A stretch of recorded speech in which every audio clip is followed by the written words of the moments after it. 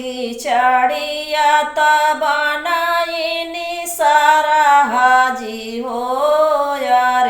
खिचड़ी त बनाई दुलाहे रामा तोहरी सरहाजिया यार तोहरी सरहाजियाई हो यारे। खाऊं ना खाऊं दुलाहे तुही खिचड़ी हो। आरे काहे के मुहा लटकाया दुलाहे रम माड़ाओ ना के बीच माड़ाओ ना के बीच आई हो।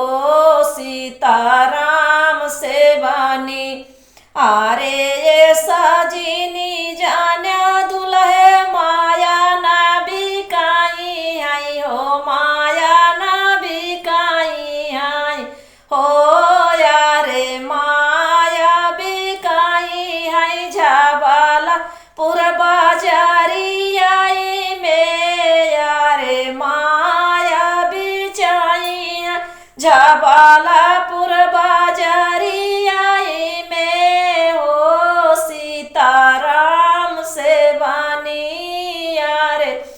माया बिकाई है तोहरी झाबाला पूरा बाजारी आई में। हाँ सीताराम से बानी हारे। खाऊं ना खाऊं खिचड़िया तू दुलाहे काहे मुहा लटकाया माड़ाओ ना के बीच। हाँ सीताराम से बानी यारे। काहे के मुहा लटकावल्या माड़ाओ ना के बीच। हाँ सीताराम से बानी आरे ये सजिनी जान्या बाहिनी ना बिकाई है हो यारे। ये सजिनी जान्या बाहिनी ना बिकाई है हो यारे। तोहरी बाहिनिया बिकाई है झाबाला पूरा बाजारिया अमे। हाँ सीताराम से बानी तोहरी बाहिनिया बिकाई है झाबाला पूरा बाजारिया में। हाँ सीताराम से बानी हारे। खिचड़ी त बनाई है छोटा की हो साली यार। खिचड़ी त बनाई है छोटा की यार साली हो। आरे खाऊं ना दुलाहे खिचड़िया माड़ाओ ना के बीच। काहे मुहा लटकावल्या माड़ाओ ना के बीच। हाँ सीताराम से बानी आरे। काहे के मुहा लटकावल्या माड़ाओ ना के बीच।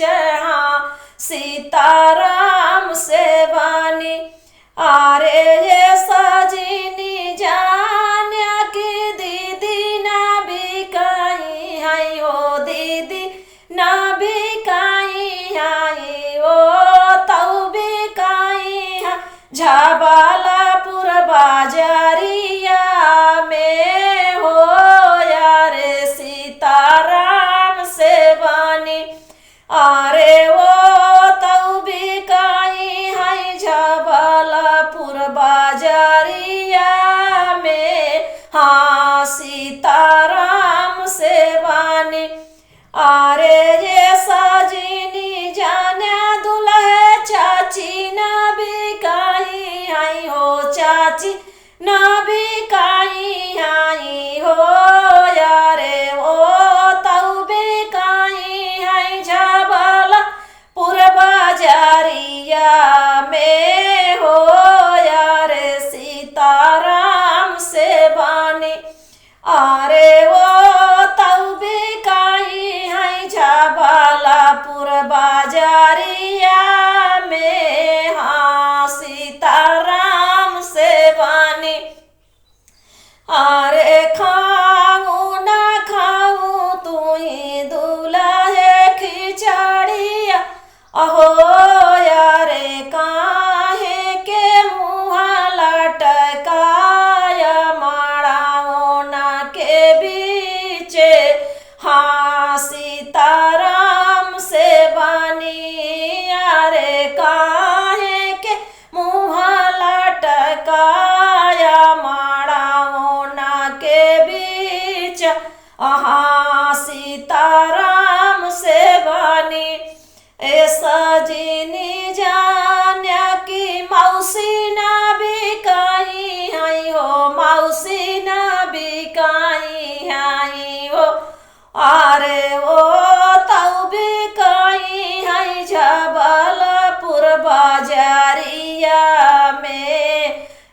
हाँ सीताराम से बानी अरे वो तऊ बिकाई है जबलपुर बाजारिया में। हाँ सीताराम से बानी अरे सजनी जान्या की बुआ ना बिकाई आई हो यारे ओनाहू बिकाई है जबलपुर बाजारिया में। हाँ सीताराम से बानी अरे वो नाहू बिकाई है जबलपुर बाजारिया में। हाँ सीताराम से बानी अरे खाऊं ना खाऊं दूल्हे रम खिचड़िया